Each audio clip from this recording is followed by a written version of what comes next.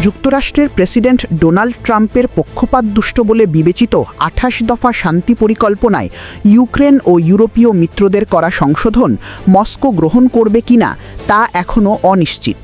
যদিও রাশিয়ার president Vladimir Putin বলেছেন, যুক্তরাষ্ট্রের এই পরিকল্পনা আলোচনার ভিত্তি হতে পারে, অন্যথায় ইউক্রেনের সামরিক অগ্রগতি অব্যাহত থাকবে।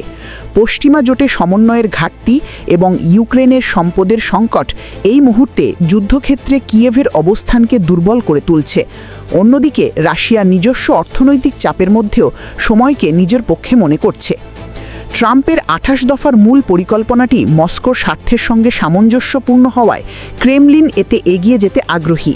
পরিকল্পনাটি ইউক্রেনকে দীর্ঘমেয়াদে দুর্বল রাখবে এবং প্রক্রিয়া ব্যর্থ হলে ওয়াশিংটনের সঙ্গে ইউরোপীয় মিত্রদের টানাপোড়েন আরও বাড়াতে পারে, এমনটিই ভাবছে মস্কো।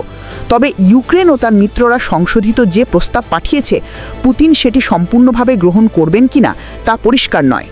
গত শুক্রবার নিরাপত্তা কর্মকর্তাদের সঙ্গে এক ভিডিও কনফারেন্সে পুতিন বলেন, যুক্তরাষ্ট্রের পরিকল্পনা গুরুত্বপূর্ণ এবং আলোচনার জন্য বাস্তবসম্মত ভিত্তি। তিনি সতর্ক করে দেন, চুক্তি না হলে রুশ বাহিনী আরও ইউক্রেনীয় শহর দখল করবে। গতি হয়তো ধীর, কিন্তু অনিবার্য। তার বক্তব্যে স্পষ্ট হয়, সামরিক শক্তি প্রয়োগের পথও মস্কোর কাছে গ্রহণযোগ্য বিকল্প। বিশ্লেষক অলেক্সান্দর গাবুয়েভ মনে করেন, পশ্চিম এখন পুতিনের সঙ্গে এক ধরনের সহনশীলতার প্রতিযোগিতায় নেমেছে। পুতিন ও তার শাসন ব্যবস্থা অত্যন্ত কঠিন।